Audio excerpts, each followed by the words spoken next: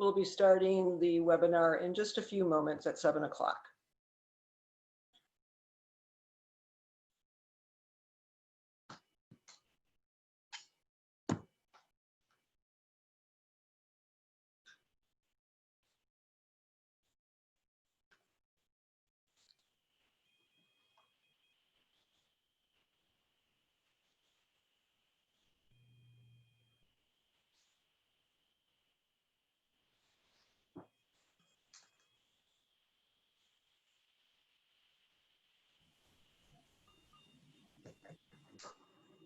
Hi.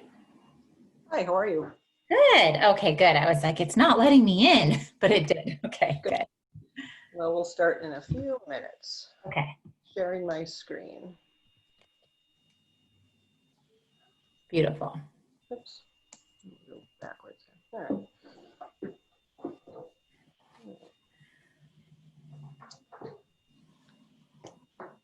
I feel bad that everybody has to do this on a beautiful night. I know it's so nice out. I know. I was thinking of setting up outside, but I think I would be interrupted more by the dog and the kids, and I've got to hide somewhere. So I understand. that doesn't happen. Hopefully, it still could happen. So we'll see. Let's see. How many people do we have? Let's see. 20 people in. Okay.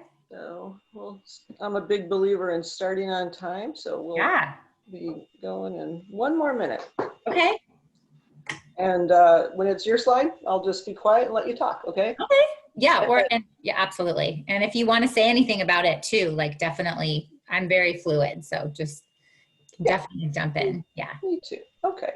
Awesome. Okay. Well, it's 7. So like I said, I believe in starting on time. Okay. So it's back. All right. Well, thank you everybody for coming tonight for the Find Your Fit, Helping Your Teen Navigate the College Process webinar. My name is Mary Pat O'Neill, and I'm an independent college counselor in Redmond. And I was thinking about it tonight. This was actually the very first workshop. I used to do workshops pre-COVID. And this was the very first one that I ever did for the foundation back in about 4 years ago, probably. And like all things in life, it has evolved. And I'm especially excited because I have somebody joining me tonight for the webinar. Marie Ketchum is here. If any of you have ever done webinars, they're very difficult to do because you can't see anybody. So at least I can see Marie tonight and we can engage.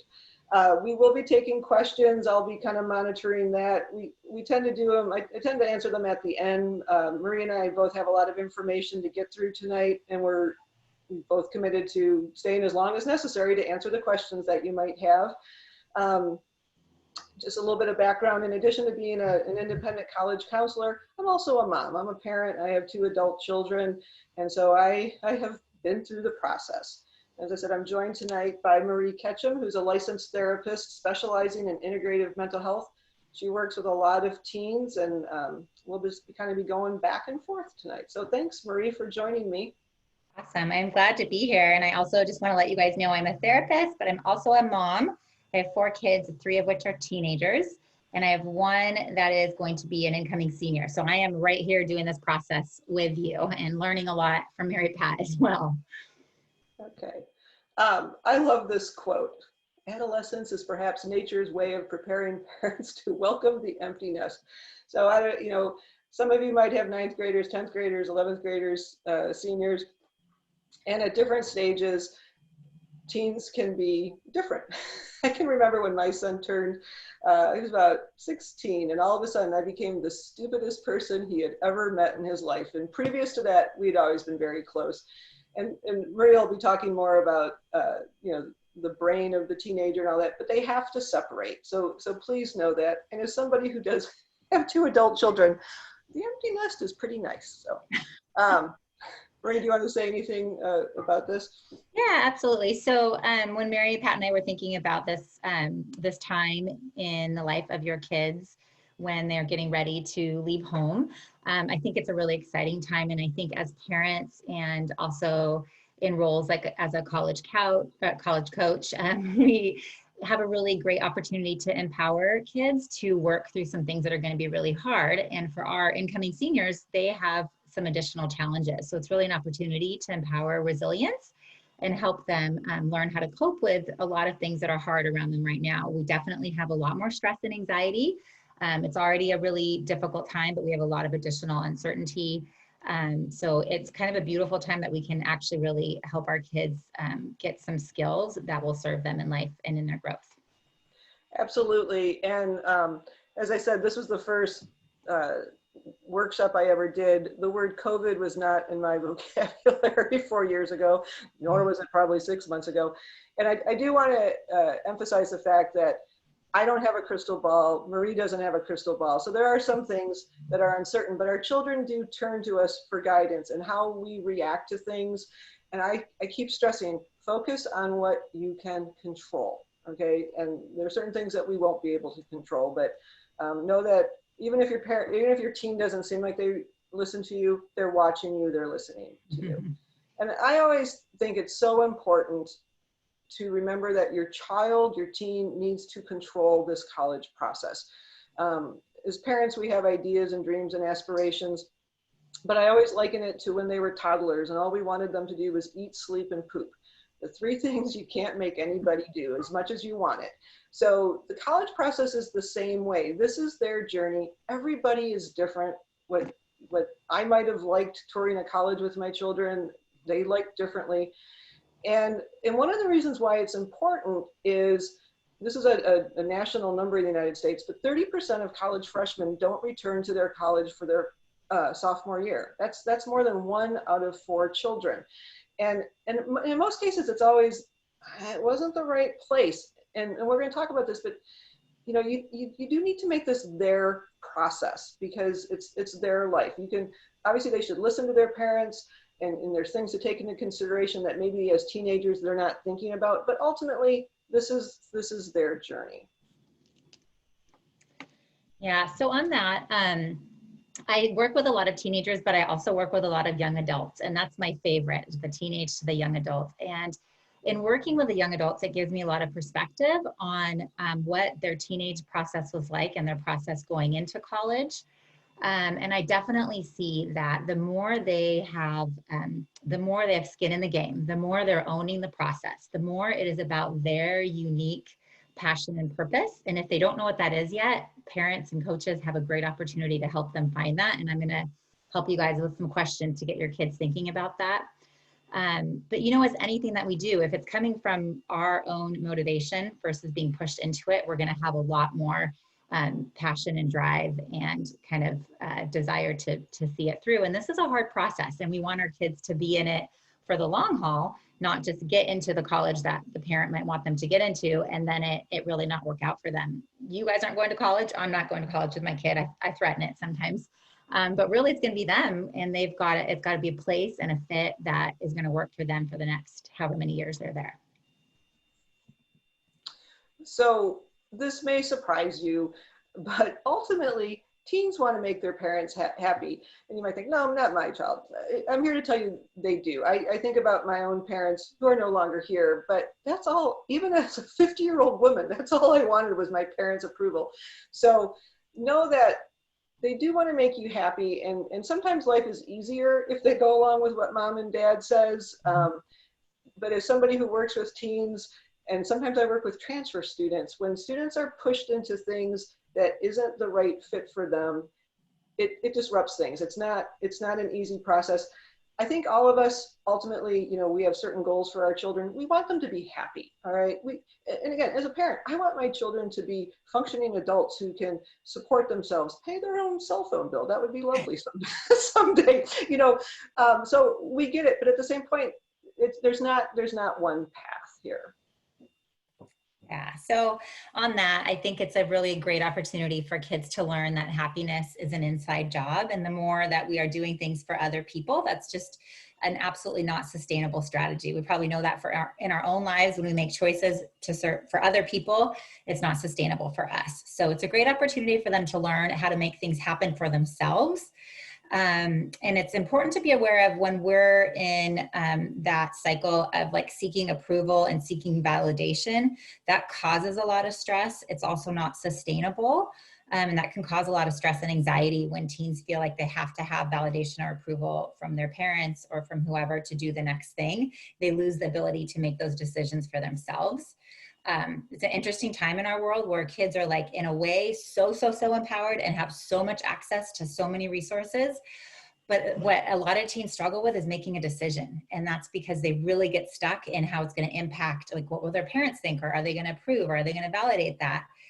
But really, we don't want our kids to be living for us. They've got to make those choices that are going to make themselves happy. It's a really important skill to learn.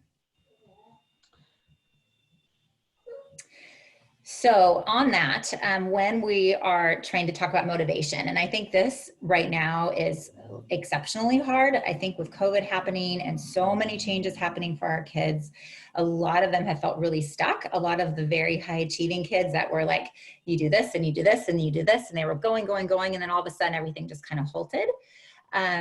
They can be pretty critical of themselves. And we actually have a lot of research about motivation and being critical and being really hard, whether that is the parent's voice on the kids or the kid's own voice, that definitely actually just freezes you.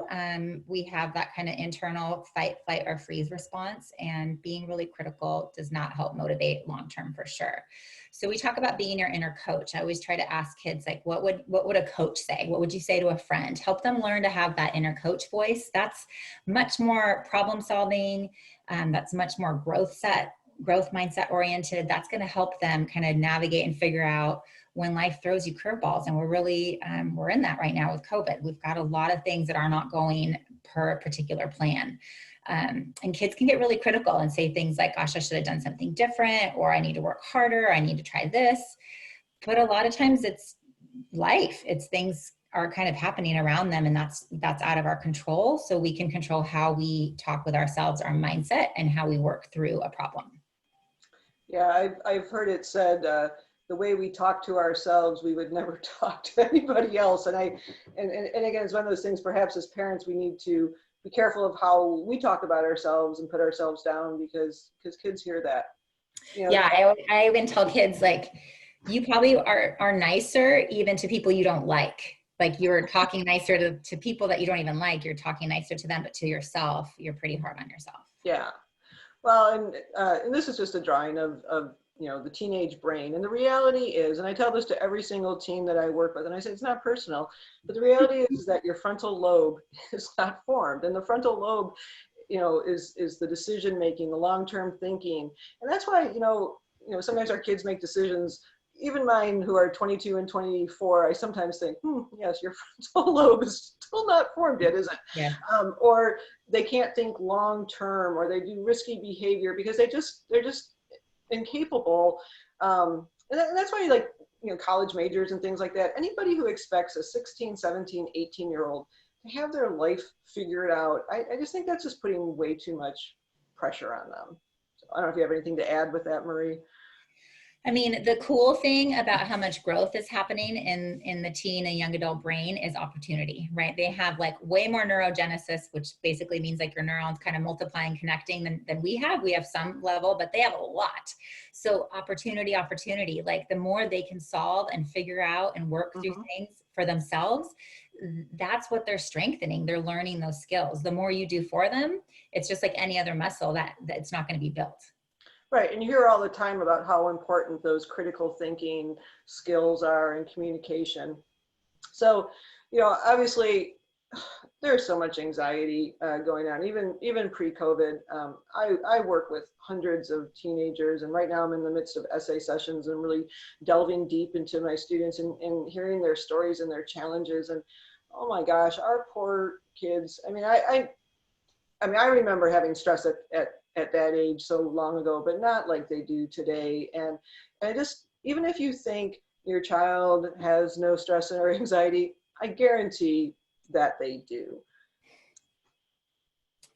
Yeah, so everybody has mental health. I love this slide because it's just so true. One of the gifts, I think, of this time with COVID is that everybody has really seen that, acknowledged that, and kind of been much more aware of that. Mental health is just like physical health. We have to take care of it. We have to foster it. We have to help it grow. To an extent, anxiety can be okay and it can be managed, and to an extent, it can really become something that interferes with your functioning, as well as depression. We know that during this time of COVID, things are much more stressful, and anxiety and depression rates are definitely higher even than before, but they're surprisingly high. This generation that our kids right now, this kind of like 17 to 21 group, they have way more pressure than we had even 5 years ago. It's both opportunity. There's a lot more things happening, but everything's harder. And I think Mary Pat's going to talk about it. Getting into the schools is harder. There's extra challenges every year. There's more other kids are doing. They're comparing themselves to what other kids are doing. It seems like there's never enough. Like there's never a way to feel satisfied with your progress. And that can cause a lot of stress, and stress will lead to anxiety and changes in your mood. Mm-hmm. So some sources of stress for teens, 83% is school, high school. And then 69% is thinking about what's going to happen after high school, whether it be college or something else. And some of the stress triggers for teens include academic pressure. These kids feel so much pressure to take so many AP classes and all that. Social pressure, to fit in. Man, I would not want to be a teenager for anything again. There's any family discord, which maybe there is right now due to COVID. World events, ooh, COVID again, traumatic events, COVID, significant life change. I mean, there's all this stuff going on, and it's a perfect storm for what's going on. Yeah. So this slide I created actually for a presentation I did, I think it was in February. So before things kind of happened with COVID. I just realized that it's not full. I'm sorry. Oh, that's okay. I'll talk about it. And then I added in this is research on just predictions, because we don't have the numbers yet. And it is predicted that it will take about 9 years to really see the fallout of the mental health impact on our kids. But COVID. But it's predicted that it's 3 times higher due to the isolation and the uncertainty. And so already, and this is usually a surprise to parents, that 1 in 5 kids is already experiencing a mental health condition. And that's something that's diagnosed. So that, of course, is a range. People definitely have episodic depression, anxiety, or situational, but this is more talking about something that is to an extent where we definitely need to be seeing a provider and getting support. So 1 in 5 is actually quite a bit. 32% experience an anxiety disorder, 11% major depressive disorder, 1 in 3 acknowledge symptoms of diagnosable anxiety before they are even 18. And this is all statistics from 2018. So these are pretty recent, but we know that they're going to be a lot higher. And there's also statistics that are really interesting about that particular age group that I was already talking about already was really quite strapped. That the biggest impact from COVID has been on those kids, because developmentally what they're supposed to be doing is being social and connecting, and those are protective factors, and we go to isolation. And isolation is definitely really, really hard to cope with in that age group. So, and all of the uncertainty, what will happen with college, and so many questions. So it's really a time to be aware of what's happening for your kids. A lot of the college process that Mary Pat is talking about and that we think about as parents, and I do this so much with my son who is a senior and we're looking at colleges, it's all up here, it's in our heads. We're asking logistical questions, we're making spreadsheets, we're doing to-do lists. Stop and ask your kids how they're doing, in their heart. What's happening for you? What are you thinking about? What's this experience been like? They might be surprised that you're asking, but it's a really important question. It's really important that kids know we're here to hear it and be there for them for their whole self. And I always I'm going to be talking about the college path, but I just always want everybody to understand there's more than one path. Okay, everybody does not go on to a 4-year college. Everybody does not have a 4.0 and perfect SAT and ACT scores, even though you think everybody does. There's lots of different paths after high school, and just know that should be encouraged and embraced. Here's a horrible statistic. 56% of college freshmen will graduate within 6 years of starting college. That's a national average, 56%. That's horrible. You know, and a lot of that has to do with the fact that a four-year college was not the right fit for students. So, and I always want families just to understand this is not a transactional process. It is transformative. That's why I love my job so much. There's nothing better than working with a, you know, little 14, 15, 16-year-old and then seeing them turn into the person who's ready to go off to college. So many people think, if I do this and this and this, I'm guaranteed this. It does not work that way, especially in the United States, which we'll be talking about the process in a second. But please embrace the transformative process of it, because this is how they learn. This is how they grow and become those adults. And as Marie was saying, is that I think a lot of the stress that kids experience, and maybe as parents, we do this because we say, you know, it's transactional. If you get good grades and you get this, we all know that life is not linear. Boy, oh boy, again, the last 4 or 5 months have really proved this. You know, a month ago I was thinking maybe people can take the SAT and ACT. Now I'm like, I have no idea. But it goes like this, and how we react and how we problem solve and all that. That's what makes us strong. And so just knowing, I think teens need to realize that life is not linear. Yes, it is definitely a journey and not a particular destination.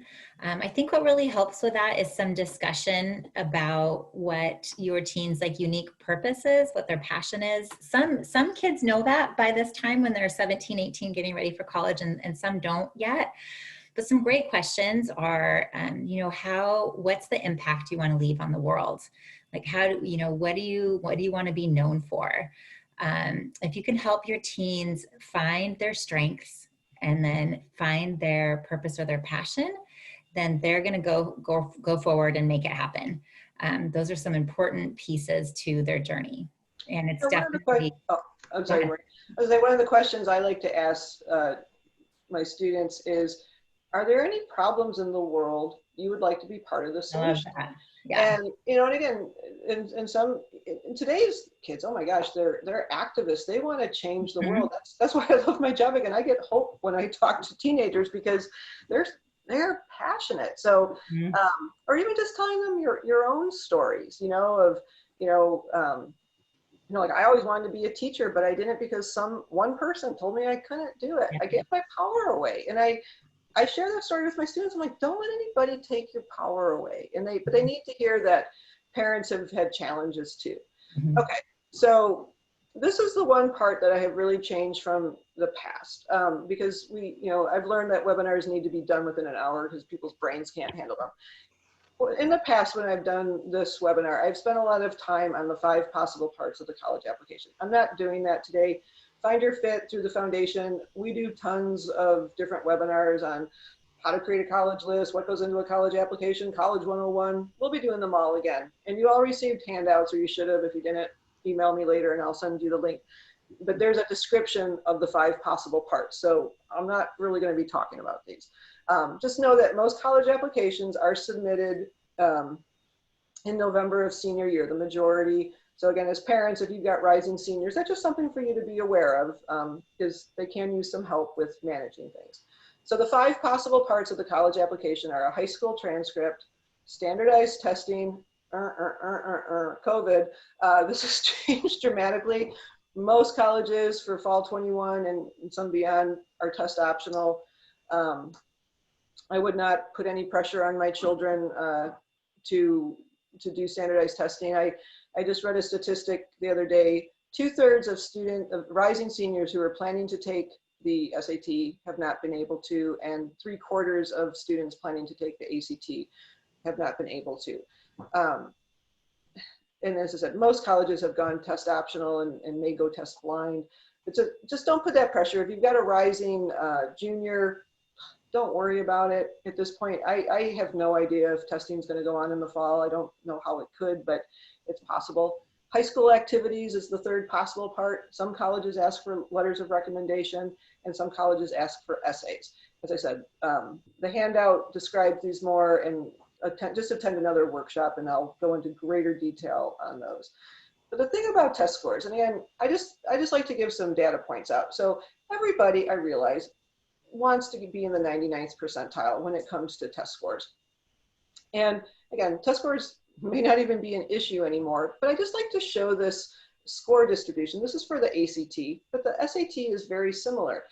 And so sometimes a parent will say to me, oh, my child got a 20, it's so horrible. And I'm like, what are you talking about? That's the norm. You can see to be in that 99th percentile is very difficult. And if everybody could do it, they'd have to change the test because, you know, it's a percentile for a reason. Oftentimes, parents and students, because this feeds down to the student, they feel that if, again, this is that linear thinking, oh, I have a 4.0, oh, I have very strong test scores, that's going to guarantee me to get into the best colleges, Stanford, MIT, Harvard.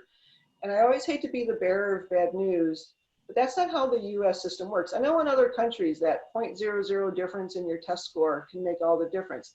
The US system does not work that way. And all those wonderful data points do is it simply gets you a raffle ticket where you're perhaps qualified. We'll talk more about the highly selective schools, but just to throw this statistic at you, last year Stanford got 44,000 applications, 42,000 students were rejected out of the 44,000, and 70% of the students who were rejected had 4.0s and perfect SAT scores. Okay, so I just want you guys to keep that in perspective, but these students, our students feel so much pressure to get this perfection, perfection, perfection, and it doesn't do it. Again, not everybody has 4.0s, not everybody has perfect test scores. Some students have had challenges, health challenges, mental health issues, learning differences, all sorts of different things. Know that most colleges have a spot where you can explain things, and you shouldn't hesitate. Your students shouldn't hesitate. Colleges want to know about students. This is an area where parents can help students. There's a lot of moving pieces. I said earlier that there's 5 possible pieces to the college application. My job would be easier. Everybody's life would be easier who's applying to college if everybody had the same deadlines and the same pieces to the application. They don't. And this is an area that where parents could possibly help, like help them just stay organized, know that there's application deadlines, there's document deadlines. Again, these are things that I'll talk about more in depth at a College 101 workshop. But I also want parents to have a decent understanding of the 3 different types of colleges that there are in the United States, because this makes a difference about admissibility. And I'll give you some examples. So the first type of college is the in-state public university. And we're in Washington State. So ours are the University of Washington, Washington State, Western, Eastern, Central, and Evergreen State College. So you're a resident in Washington State. Because of that, you get priority admission. So UW's a popular school for students to apply to, so I use their data a lot. 81% of students admitted to UW last year were Washington residents. Because we pay property taxes in Washington and property taxes pay for education, the tuition is deeply discounted at our 6 state schools. So while four-year college at the state level is not cheap, it's much less expensive than other options. So our schools all cost about the same. So roughly speaking, you're looking at $11,000 a year in tuition, not room and board, but tuition at our state schools. So from a cost standpoint, in-state schools are almost always going to be the least expensive option. And I saw that a lot this year because of COVID. A lot of families were negatively impacted between the financial markets and their jobs and all this stuff. And so I had a number of seniors who 6 months ago would have said, I'm not going in-state. They're going to be in-state. And so just know that's the first type. The second one is the tricky one, and it's the out-of-state public college. So that could be UCLA, University of Oregon, University of Michigan, Purdue, Georgia Tech, UT Austin. So first of all, you don't live in that state. So you've lost that priority admission. The second thing, you don't pay property taxes because you don't live in that state. So you've lost the discount. So a lot of times people have no idea the difference in out-of-state tuition, but it's quite high. And it's roughly about 3 times. So it can be $30,000 to $45,000. Again, that's just tuition, not room and board. And that's a lot of money. What I always tell families, the thing that you need to find out is what percentage of out-of-state students does that school accept? Because it'll be all over the board. There are some states, Oregon, Colorado, Arizona, Montana, they don't have a lot of people. They're happy to have out-of-state students. They're like, please come. And if students, have good grades and things like that, they may throw scholarship money at them. Other states, California is very famous for this. They have a lot of people in California, and the residents get mad if they let in too many out-of-state students. So UCLA is always a popular school. Mary Pat, I want to go to UCLA. And I have to explain to students. So first of all, it's a very hard school to get into. 14% of the students who apply are accepted. Last year they had, I heard, 124,000 applications for UCLA for 6,000 freshman spots, okay? So of the 14% who are admitted, only 13% come from outside of the state of California, and that's the world. And it doesn't mean kids can't get in, but they need to understand that it's not a slam dunk. And there's also that cost. To go to the UCs, you're looking at $250,000, okay, for 4 years of tuition. And again, everybody's different. Some families are like, great. But for a lot of families, that's a lot of money, and they don't give scholarship money. And then the final category of colleges is the private schools. And sometimes students will be like, oh, no, they're too expensive. They're no more expensive than the out-of-state public. Where you live doesn't matter, but just know, and we'll talk about merit aid in a few minutes, but a lot of the private schools will give generous scholarship money to students because they know they're competing against the in-state public. But like if somebody thinks, oh, UCLA or Berkeley or UT Austin are going to be easy to get into, even though the students qualified, they're not. And it has to do, you have to look at the data, and it's important. There is a category of schools called the WUI schools, which stands for the Western Undergraduate Exchange. It's a collection of 14 states. You can literally type in the word WUE, W-U-E, and the list will pop up. It's not all the schools. You won't see the big name, Oregon State, UCLA, Boulder. You won't see those schools on the list. But it's a great opportunity for students who do want to go out of state, and they can pay 1.5 times in-state tuition. The issue that's being resolved right now, and I don't know the answer to this, is that typically for WUI, some schools like Montana State have a test score requirement. And if students can't take the tests, they're still requiring it right now. And I don't know how that's going to be resolved because a lot of kids can't take it. In my opinion, this is what a beautiful college list looks like. And it's based on, I take a student's GPA and test scores. Again, those are kind of up in the air right now. And I factor in the school's acceptance rate.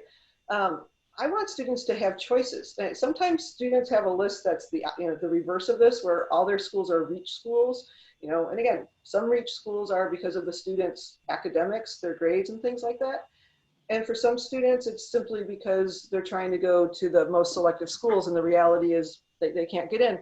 But encourage your child to have a balanced list so they have choices. I can't imagine anything worse after all this work in high school, doing all the work for the applications and then not getting in anywhere. And I hear those stories from families, or the student who applies to one school, and that's not how this should work. There's no guarantees to anything.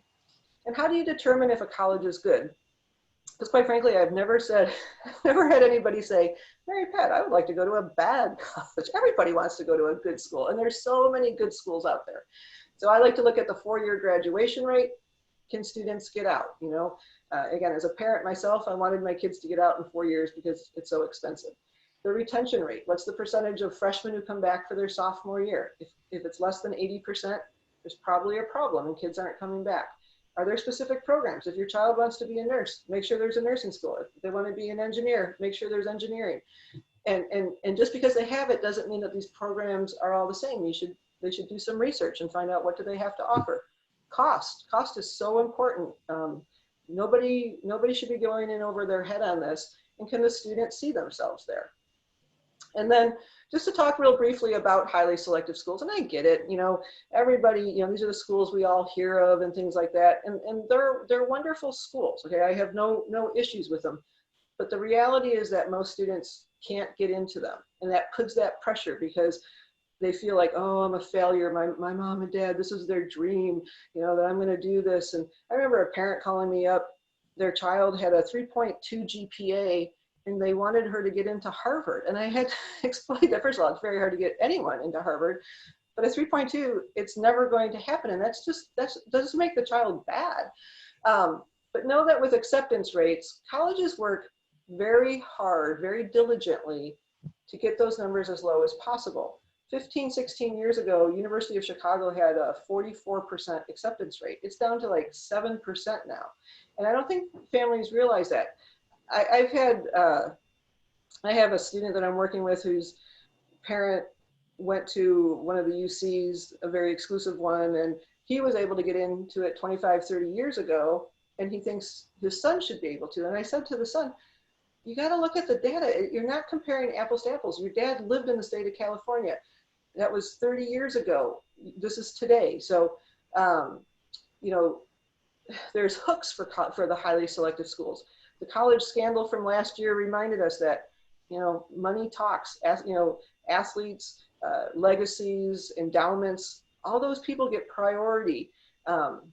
Merit aid, which we'll talk about. The highly selective schools don't give scholarship money because they don't have to. They give need-based aid, but most of them don't give any merit aid. They don't have to.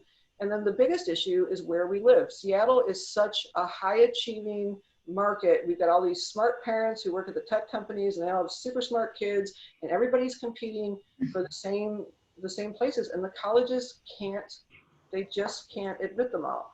And I just like to show this little chart here, not to be negative, but this is a little snapshot. I mean, look at, you know, 32,000 applications to Brown and 29,000 of them were rejected, okay? And most students, they have the grades, they have the test scores. The schools just can't accept everybody. And I just think when parents, you know, I've had kids say, my mom was so mad at me because I didn't get into this school.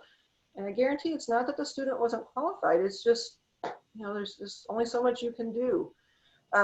Here's the good news, and then we'll switch it over, I think, to Marie in a second. But most colleges accept most students.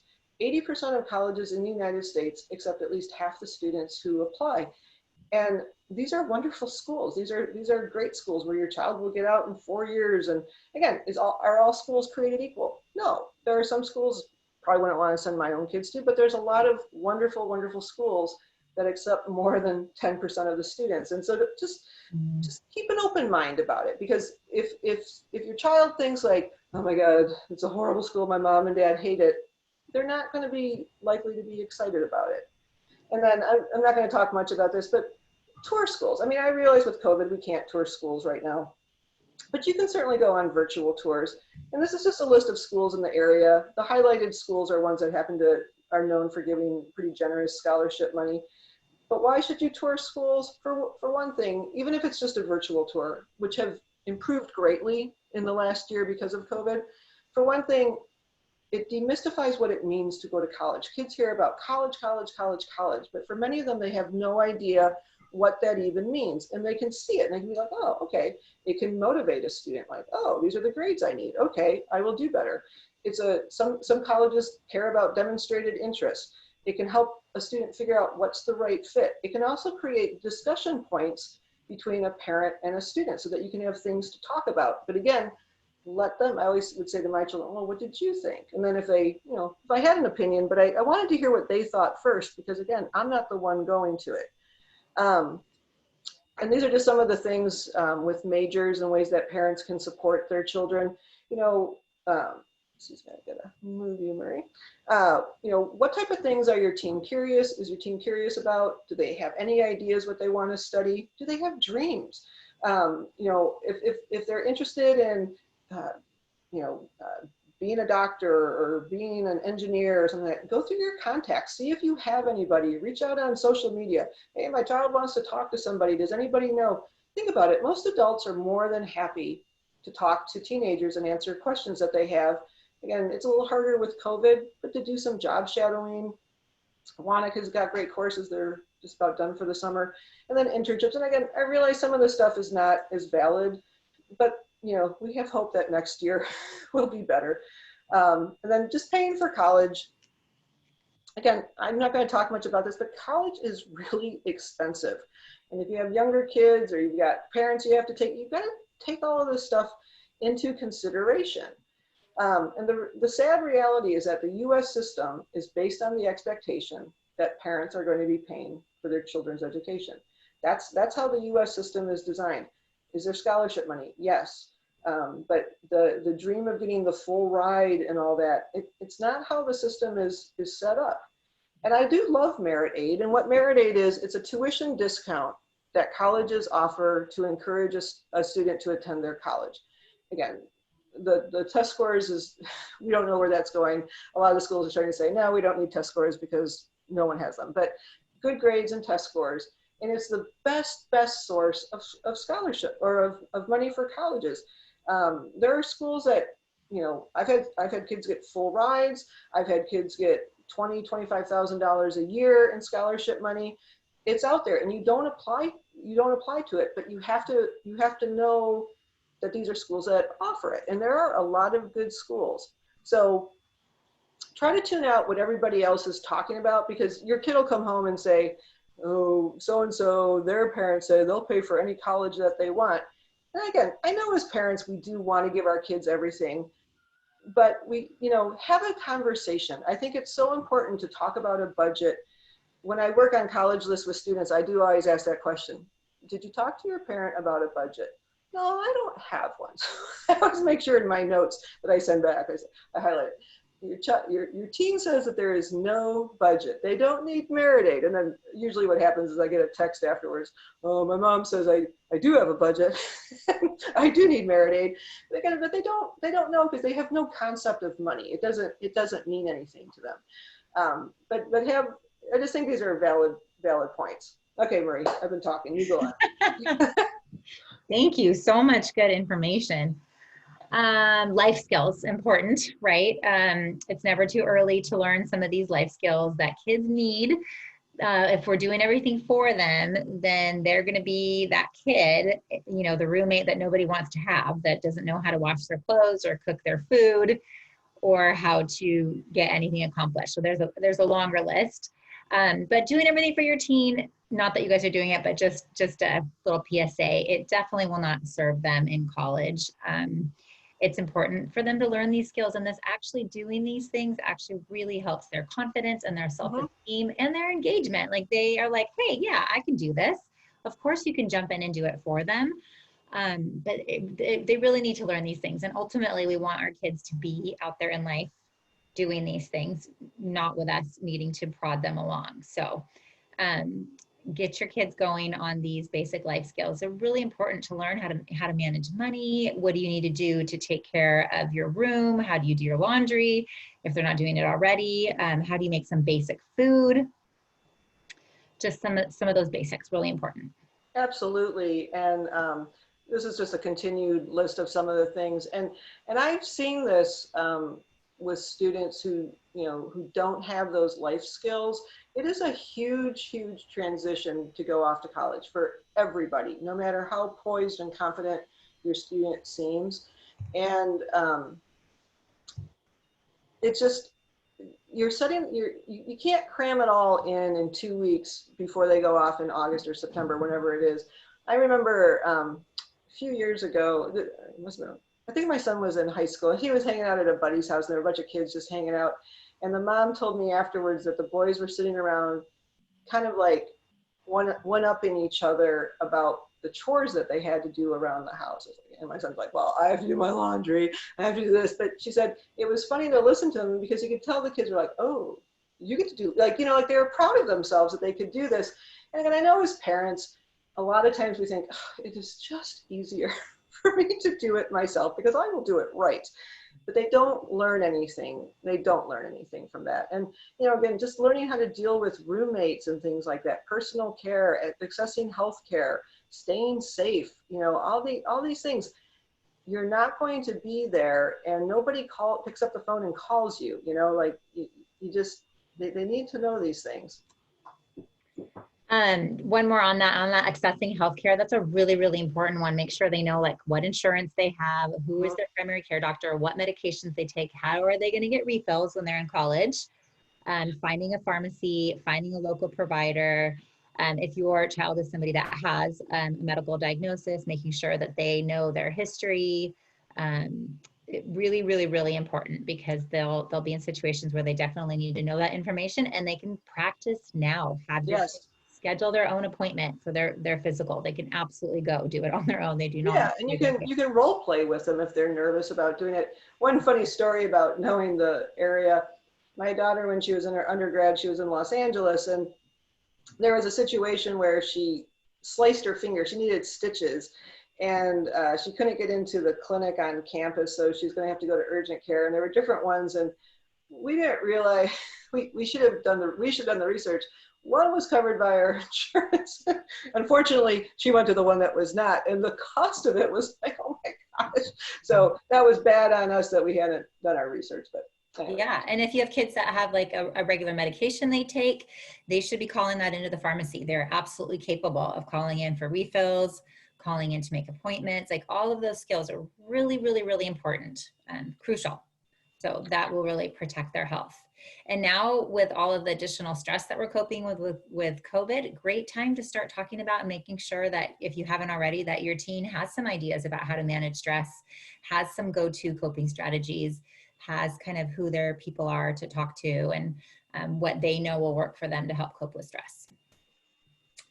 So progress, not perfection. So I bring this up, back to that idea of this really being a journey, and the idea of the growth mindset is that, when we're stuck in the perfectionism thinking, where it's really black and white, and it really, really keeps us limited, keeps us somewhat stuck. We get to a particular place, and if it didn't work out, we're stuck.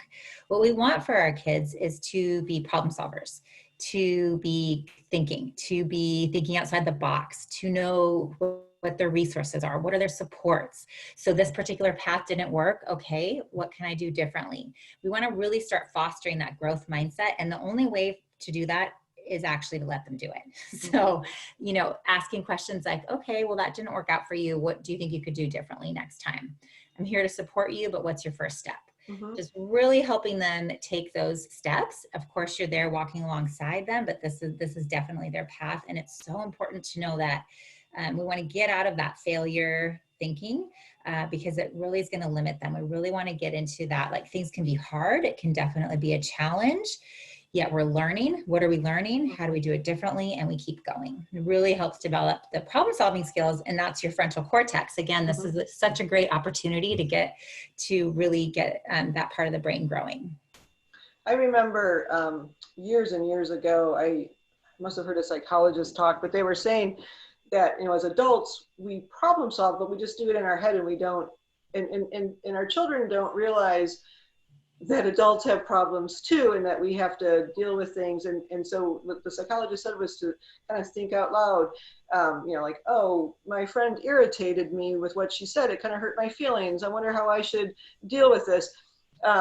And another thing that I used to play, a game I used to play with my children, and you can kind of do this with, if there's other kids around, and you just kind of make it fun, but be like, well, what would you do if type thing? You kind of throw different scenarios. Well, what would you do if your roommate in college was staying up till 4 a.m. and you weren't able to sleep? And the hard part, at least for me as a parent, would be to have to say, well, that's not a good idea. But like, listen to what they have to say and be like, oh, well, that's very interesting. I might have approached it like this, and then their friends might chime in. And again, you don't want to make it like it's, but every once in a while, just kind of throw a question at them. Well, what would you do if you lost your phone and you needed to get, or you were stranded someplace? How would you get back to camp? Like these things. And it's kind of a great way for them to think without maybe the harm of if it is the wrong decision. So. The other thing too, I think with kids in that age group, is it's really important that they figure it out on their own, in terms of then they will do it. Like, whatever we're saying, they're going to be like, no, you're not right. One of my favorite things to say, like, let's say a teen is like, oh my God, I'm so tired. And, I just don't have the energy to do any of the things on my to-do list. Well, what's your sleep like? Well, I'm staying up until 3 and then I'm sleeping till 12. And I might just say, so how's that working for you? Rather than like, oh, well, you really need to be they know they need to be in a good sleep cycle. But how's it working for you? Yeah. What else would you maybe want to try? What do you think would work better? Just kind of helping them get there on their own, they're going to have a lot, that buy-in, that like skin in the game. I'll have to remember that. How's that working for My you? favorite question. They don't necessarily like it, but it does help them get there. Yeah.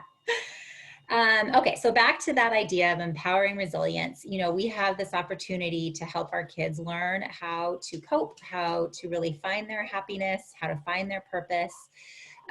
Some different kind of categories of things that help kids find that, you know, making sure they have their community, they have outlets, they have their friends. Of course, this is harder with COVID stuff, but any way that they can, whether it's Zoom or in person, that people feel comfortable, like finding ways to connect to their community, finding their purpose. I love your question about like, you know, what problem do you want to try to solve in the world? That really fosters resilience and purpose. All of those things are kind of what we call protective factors for kids. It's awesome. Learning how to work on their perspective, how to think through things, you know, with a different perspective, how to look at things maybe with that more growth mindset versus like that success or failure idea. Some of the basic self-care things. So making sure we're getting movement, we're getting nutrition. We are, you know, especially for the girls, we're helping them with any hormone things that might come up because they're going to have to know how to handle that out there on their own for sure.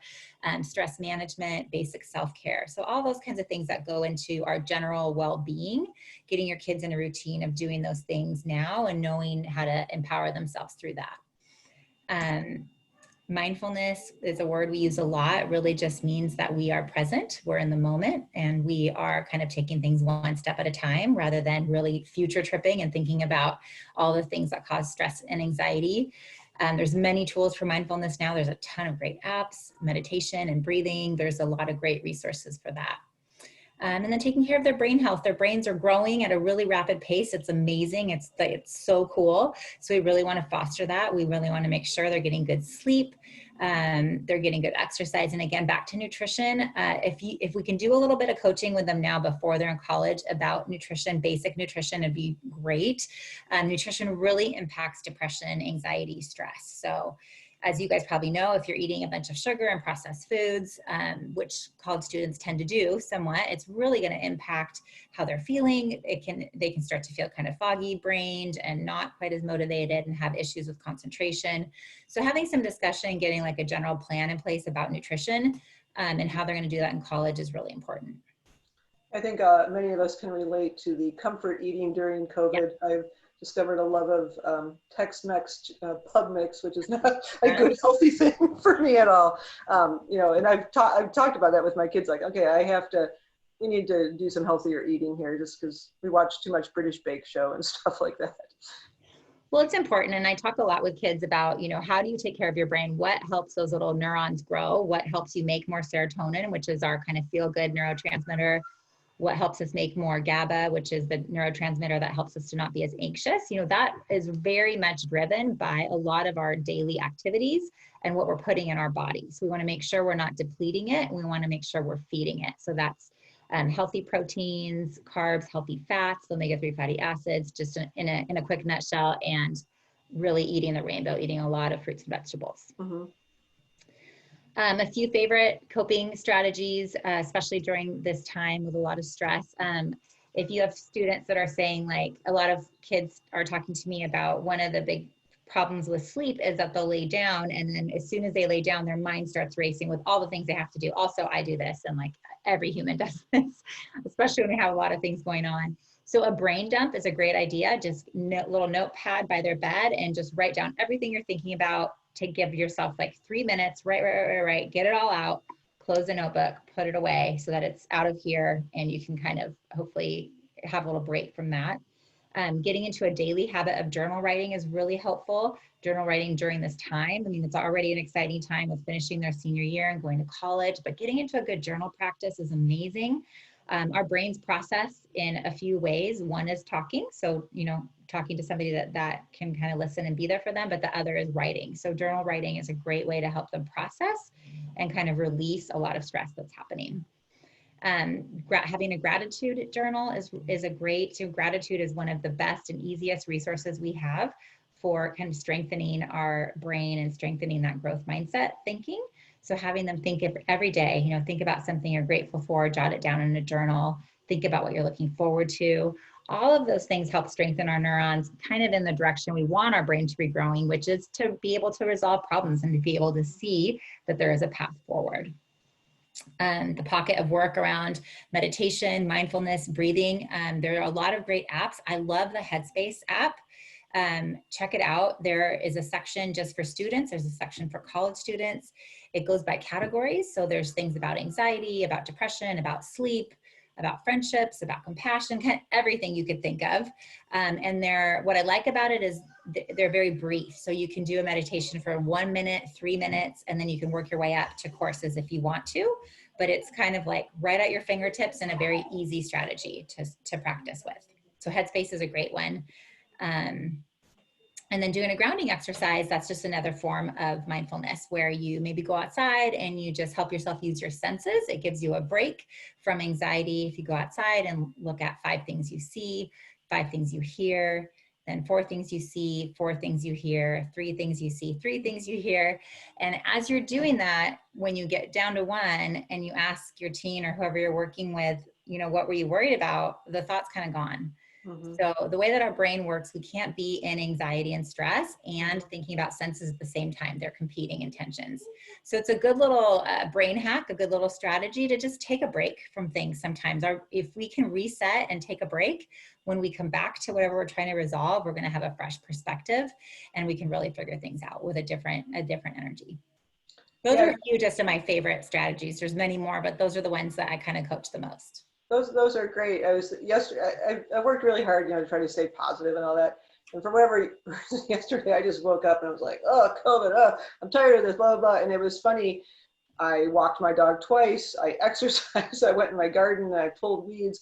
And I finally, in doing all that, kind of shifted my mood. So yes. Yeah, so this is my favorite prescription that I talk with about all the clients that I work with in coaching or therapy, and that is gratitude. So we talked about it a little bit, but a daily dose of gratitude can really change your perspective. It really helps us feel more in abundance. Whatever we give energy to grows. So if we are thinking, oh my gosh, things are terrible, things are negative, they're never going to work, guess what? Our brain is like, okay, well, that's what we're going to look for. And we're going to start confirming all the ways that that's going to be. So it's really wonderful to take, to shift that perspective, work on building your gratitude muscle, work on having compassion for yourself, of course, and for others. And we're in a hard time. And all that means is that we're human. It doesn't mean we're doing anything wrong. If you have big emotions or your teens are really stressed, it doesn't mean they're doing anything wrong. It's a hard time, and we need to have compassion for ourselves through a hard time. Yeah, I'm a big believer in gratitude. And any study you've ever read about finding happiness, it always starts with gratitude. And 9 years ago, I started writing a gratitude journal, trying to find 10 different things a day. And it truly changed my brain. It has made me such a different person, and I still do it. And I'm almost at 24,000 entries in my gratitude journal. Cool. My students this because haven't they done studies that you kind of alluded to this, that if you're focusing on gratitude, you can't be anxious. The two can't cohabitate in the same place. And maybe this would be a fun family project to do, like everybody has to come up with 3 different things and when you're looking for things to be grateful for, it does change your mindset. So. Absolutely. Yeah. UC Berkeley actually has something called the Greater Good Center. You can Google it. And they have a bunch of exercises you can do, and gratitude and finding compassion are a couple of the top ones in terms of helping people, what we're calling the terms like hardwiring happiness. How do you hardwire your brain for happiness versus wiring it for anxiety? And we showed you a picture of that brain, but when we're anxious, we're really in the back of our brain. It's very primal. It's very fight, flight, freeze. It's not wise. It's not insightful. There's no good judgment, right? When we're in compassion and gratitude, we're in that frontal cortex. We're thoughtful, we're insightful. That's what we want to be building and growing, not in the back. Yeah, and so we want to be empowering our little humans to be human beings. So we are human beings, right? Which means sometimes we just need to be. Our school systems are kind of set up for a lot of doing, right? We do. And so we get these little human doings that are like, you know, how's your life? Well, I go to this class and AP, like you said, and all the things and all the activities. Then we're kind of losing sight of helping our kids create that purpose and that passion and that, you know, what is in their heart. That's really what's going to take them far in life, not all of the doing. So Yeah, be present with your colleges want to see a student's character and personality, and you don't see that through these lists of things, you know? Yeah. Yeah. Be present with your kids, explore those questions, talk about their vision, their purpose. You know, when we're really in planning, in our planning mind is generally can create a lot of anxieties, very much kind of cognitively based. So we want to take some breaks from always being in anxiety and in planning, and check in with like, how's your heart? Like, what's going on for you? We have to learn to trust our intuition, to trust our judgment, to trust that we're making good decisions. And that only comes from practice. And we're just going to take one step in the direction you want to go. I always say action creates clarity. So when we're thinking about everything, when we're making plans, we can actually feel very, very stuck. We can really get stuck in the contemplation, and we don't know, because humans by nature, we learn by experience. If you think about your life, your biggest lessons have been things you've experienced, not something that you've read in a textbook. Mm-hmm. So action creates clarity. Help your kids when we talk about like, get the experience, go shadow somebody, talk to somebody in the field, talk to somebody that went to the school, get the like actual experience. Just take a step. Take one step in the direction you want to go, see how that worked out, and then you can take the next step. So just step by step. Well, and one of the nice things with COVID, because there are positives to all that's going on, is that all that structure and all those things that students had to do, a lot of them have gone away. Yeah. And I think, and I've been talking to my students, and a lot of them, sometimes they've realized that all that busy work, they didn't enjoy it. Mm-hmm. And they may let it go, which I think is phenomenal. Like, Yeah. you know, use your time. Colleges would rather students have depth than width to what it is. Like, you know, if you love animals, do things with animals. If you love helping people, if you love building things with your hands, do that. You know, like that's the beauty. So Awesome. so here's just a couple things to remember, is that this is a transformative process, not a transactional one. There's a lot of moving pieces, and I realize that I went very quickly over what goes into a college application, but they'll be very in-depth. I can talk for hours on all those things. If you ever have questions, don't be afraid for you to contact the admissions office of a college, or your child to contact them. They like to hear more from students than they do parents, but they don't have a problem with parents. You know, they like to hear from people. You know, help your child find people to talk to whose careers interest them.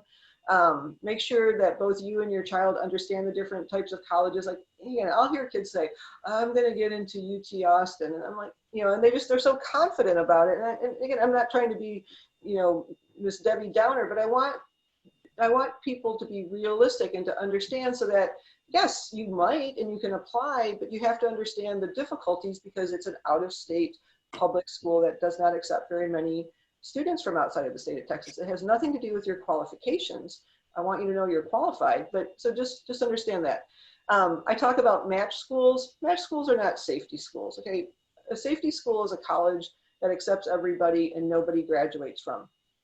If your child is, you know, a strong, you know, they've got a good GPA, 3.5 or higher, you know, they do things, all this kind of stuff, most colleges are going to say, yes, we want you.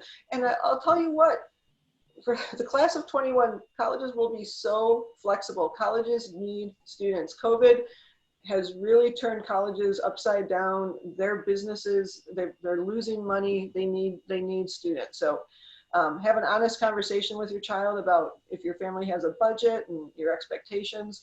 Again, even if you can't physically tour colleges right now, maybe watch the virtual tours together. You know, try to keep your mouth shut, that it's not you saying, but ask them, well, what did you think about that? What did you think? If you've got rising seniors, your child can start their applications right now. We'll be having another college boot camp in August, but the Common App is open, Coalition is open for parts of it. Empower your child. That's what you're doing. You're empowering your child by having them being able to do life skills. So that helps them be successful, and try to keep an open mind. I tell that to my students, I tell it to my parents. this is not a one-size-fits-all process. What's right for one family is going to be different than what's right for another. One student wants this, another student wants that. Just keep an open mind, trust the process. I was told by the foundation sent out handouts. This is the link to it. You could type this in LWSFR, you know, FYFSN for Find Your Fit, July 14th, but there were some handouts. If you didn't get them or this doesn't work, let me know and I'll send them to you. These are some great college resources that I love to use. The book Admission Matters, it explains the college process so well and in a very non-stressful manner. It's a great book. The FIS Guide to Colleges, it's one of my favorite resources. The brand new 2021 version just came out the other day. I got it from Amazon. I was so happy. But it's the top 300 schools in the United States. And what I like about them is the reports that are in the book, they're written by students. They are not written by marketers, they're not written by college administrators. They're written by students, and they will describe the academic atmosphere of a school, the social atmosphere, strongest programs, is there diversity, what about sports, the surrounding area, all these things that students care about and react differently to. And it's a great way for students to try to, you know, trying to figure out, is this a college I should continue researching? Because if they read it and it gives them the, they shouldn't continue it because they're authentic. There's another book called Colleges That Change Lives. It's 40 liberal arts colleges in the United States that are great for quirky kids who like something a little bit different, and they're very compassionate schools. So this is Marie's information. I really appreciate, Marie, that you were here with me today. I think it added a little bit more knowledge, you know, because again, I have opinions as a parent and as a college counselor. I work with a lot of teenagers, but I'm not a therapist, okay? I don't have the degrees that you have. And so I really appreciated hearing your information. Find Your Fit, we do have another webinar just this week, and it's on college majors. You know, so many kids and parents stress out about whether or not they have to have a college major. What happens if you change your mind? What about direct admit programs? And it's on Thursday, and I'm having representatives from UW Seattle and Gonzaga University. We're going to have a conversation. I'm going to be the moderator, and they're going to be answering my questions. But there's still spots available. You just go to Lake Washington Schools Foundation, the events page, and you can sign up there. Find Your Fit is a resource through the Lake Washington Schools Foundation. I want to be known as the college resource in the area. If you have questions, please don't ask your neighbors. They probably don't know. There's just so much bad information. There's a Facebook page, Find Your Fit. You can email me at findyourfit@lwsf.org. Track me down. I'm happy to answer questions. That's what I'm here for. Okay, so now let's see. I'm so bad at technology. Let's see what we got here with. Oops. Okay, so I have a couple questions here. How is the acceptance rate now without the SAT requirements? Well, we don't know. So I'm not sure if what you mean is what will colleges look at if they don't have test scores. So some schools are test optional, which means students have the option to submit test scores. But as I said earlier, a lot of students were planning to take these tests in March, April, June, and they've just all been canceled. So a lot of schools, UW included, and they have said, we will not hurt, no student will be penalized, okay? But if a student has test scores and they want to send them, they can. Some schools have gone test blind. Washington State University, test blind. Cal Poly, test blind. That means even if a student submits them, they're like, cannot see them, we're not going to look at them. So in those cases, particularly Washington State and Cal Poly, all they're looking at are a student's grades. They're looking at a transcript. Other colleges like UW, they're still an activity list. Essays are super important to UW. Boy, oh boy, do they care more about essays than they do test scores anyways. So just know that there's multiple things. And to me, that's where a student's activities are so important, and they lead into the essay because the student has something to write about instead of, oh, I did 7 AP classes this year and could barely get out of my room. So, so again, we'll see. and for a long time, a lot of people have said that standardized testing benefits the privileged student, the wealthier student, because of test prep and they have internet at their house and their parents know how to sign them up and all this kind of stuff.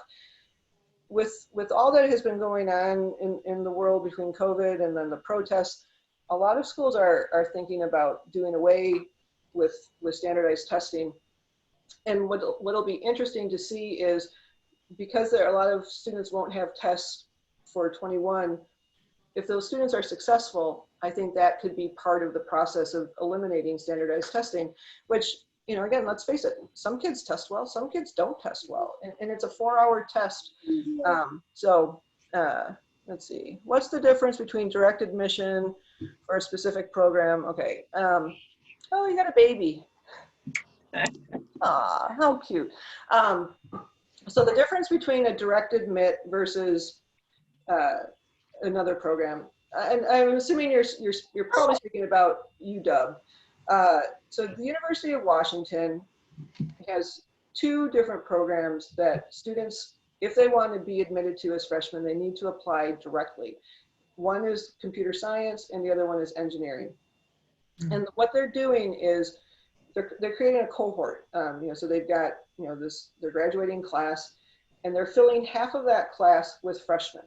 And it says on UW's application that if a student, you know, wants to be an engineer, you have to apply as a freshman. And if you don't get in, the odds of you getting into engineering later on is very slim. And the same is true for computer science, which is why I always tell students, if you want to get direct admit into a program like that, or direct admit into a nursing program, or things like that, because there are some schools that directly admit freshmen in. If that's the case, you need to make sure that you can prove through your activities, which feed into your essay, why you deserve a spot. And just simply taking AP Calculus is not going to get anybody into UW's engineering program. You have to go above and beyond. And again, we're going to talk about this on Thursday at the majors webinar, but a lot of other things, like you can be undecided. You can, you know, you can go into a program and then a month later change your mind and, you know, change majors. And in most cases, it's not a problem. But if a school has a direct admit program for freshmen, it's hard to get into these programs later on. That's the only thing